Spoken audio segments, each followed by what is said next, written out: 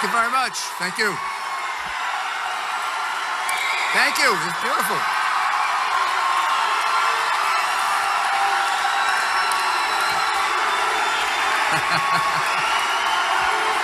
Thank you very much. Thank you.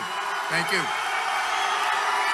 Well, it's a great pleasure to be here with this enormously enthusiastic crowd in the state of Florida, where you know you're the state that decides elections, right?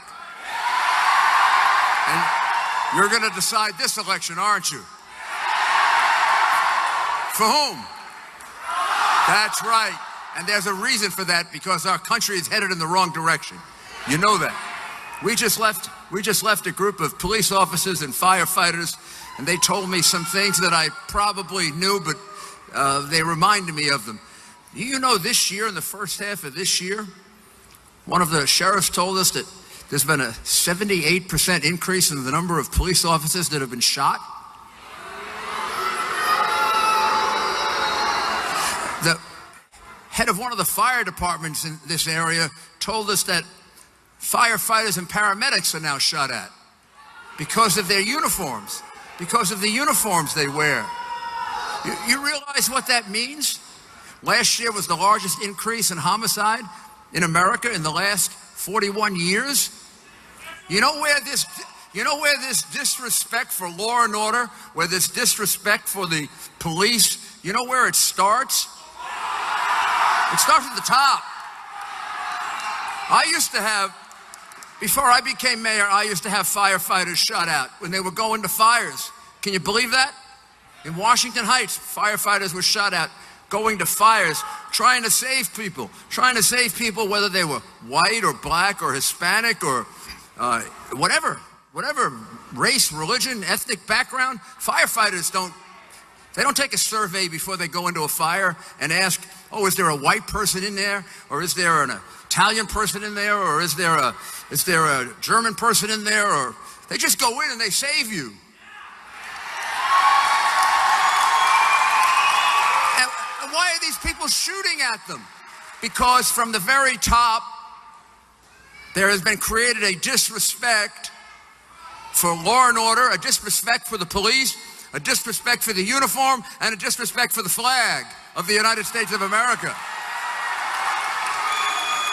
You can't allow that disrespect without having a breakdown of the social order. And you know the people who are hurt the most by it? The poor people are hurt the most by it. Largely middle class and higher than middle class people, they can kind of escape that. But the poor people get locked into that. And these people who claim to be for the poor, they're a bunch of phonies. They've had their chance to help the poor for 40 or 50 years, Democrats have. And what have they done? Made them poorer and poorer, more dependent, more welfare, more food stamps, more welfare, and then some more welfare. And finally, Obamacare, which Bill Clinton says is the craziest program he ever heard of. Well, you can agree with Bill Clinton on something, right? He's right. It's the craziest program ever heard of, because it comes out of this liberal left-wing thinking, which is it's good to make people dependent. No, it's not. No, it's not. You know what it's good to do? To give people a good education, and to give them the opportunity for a good job, and to have them work. And that's what Donald Trump's all about. Donald Trump is about reestablishing, for African Americans, Hispanics, for all Americans, equally, the same ladder of success: a good education and a good job. And he's going to create a good education because he's in favor of choice. He's in favor of your selecting the school for your children, not the bureaucrats. He's in favor of charter schools, and he's in favor of doing away with Common Core. Gone. And he's going to create more jobs because he realizes you can't do what Hillary wants to do, raise taxes. That's her answer to everything. Her answer to how's she going to balance the budget? Raise taxes. How's she going to pay for the free tuition? Raise taxes. How's she going to expand Obamacare 3 times? Raise taxes. How is she going to have open borders and bring in all these Syrian refugees? Raise taxes. Well, you know something? After a while, you raise taxes so high, you have nobody to tax. Everybody rich leaves. Everybody middle class is broke. The best way to create jobs is just the opposite. John Kennedy proved this, and Ronald Reagan proved this. Democrat, Republican. You lower taxes, lower them, down. You take the taxes down for everybody. For rich, middle class, poor, taxes down. Biggest tax cut for the middle class. But you want a tax cut for the rich too. You know why? We want them to spend their money. We want them to spend their money to create more jobs. Because we believe that they and you will spend your money smarter than the government will.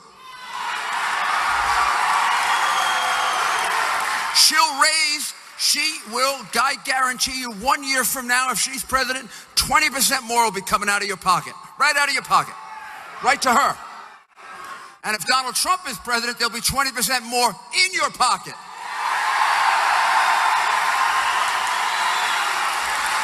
And you'll go spend it, won't you? You know what you'll buy with it. And that'll create jobs. And then he's going to reduce the highest corporate tax in the world to one of the lowest. Not because we like corporations, but because we like the jobs that corporations bring to America. That's what we like. And you know what we hate? The jobs they've been stealing from America with NAFTA and all these trade agreements. Just think about this. If you make a car in the United States and you send it to Mexico, there's an 18% tax on the car. If you make a car in Mexico and send it to the United States, there's no tax, no tariff. Why do you think we've lost all these jobs? Because the agreement is stupid. It's dumb. It's one of the dumber things Bill Clinton ever did. Well, maybe not one of the dumbest things he ever did. One of the dumbest things he ever did governmentally.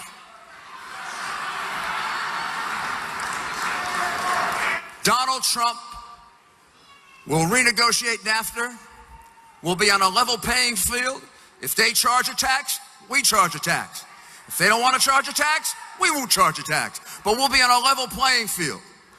And any company that wants to leave, they're going to have to pay 35% tax for all the goods they make overseas and bring them back into the U.S. We're not going to let them leave this country. And we're going to tell them if you want to bring your money back, you only have to pay 10%. So you put all that together, and you put together his energy program, which is to utilize all forms of energy. Somehow Hillary Clinton thinks we can exist on wind and solar alone. Go try to light New York City on wind and solar, Hillary. That's why I can't believe you really were a senator for New York. You kind of never understood upstate New York. You promised them 225,000 jobs, and they lost 250,000 jobs. You kind of let them down, and you never figured out what powered my city. You need a lot more than wind and solar to keep New York City going. You need a lot more than wind and solar to keep America's energy going. We need our coal miners back to work. We need our steel mills back. We need that oil and natural gas that God has given us and blessed us with, so we can be energy independent, not have to depend on the Middle East. And so we can export energy. You know, if we exported energy, you know what Putin would become? He'd go from this big to this big. I know he'd kind of make pictures of himself that big. And she always talks about Putin. You know who reset the relationship with Russia? Hillary Clinton. She gave up the defense of the Czech Republic and Poland, the nuclear defense of the Czech Republic and Poland, to Russia. And you know what she got in return? The Secretary of Defense told me this in a debate that I had with him about 2 months ago. I said, what did you get in return for giving away something so big as the nuclear defense of Poland and the Czech Republic, which we were ready to do, like Israel has a nuclear defense? You know what Secretary Gates told me? Public event. He said, nada. We got nothing. Who does a negotiation and gets nothing in return? A stupid negotiator. A negotiator who is too anxious to pander. A negotiator is too anxious to get an agreement, so they'll give away something important to our allies. And then the agreement with Iran, making Iran a nuclear power. Are you crazy? Putting nuclear weapons in the hands of a homicidal maniac like the Ayatollah, death to Americans, destruction of Israel. And we're giving them hundreds and hundreds of millions and billions of dollars. You know what they use that money for? They use that money to fund terrorists who kill us. And we're giving them the money, and we're sending it there in cash, in foreign currency. That's what the drug dealers used to do, who I put in jail. Except they never sent 1.7 billion. I don't remember one that size. Well, we got to change all that. Donald Trump is the agent of change. She's the past. Donald Trump has made a contract with you as to what he's going to do in his first 100 days, because he knows that change has to be done immediately, because we're going in the wrong direction. So if you want to stay in the same direction they were going in, decline, vote for Hillary Clinton. If you want change and you want to make America great again, who do you vote for? And he'll be here in a minute. Thank you.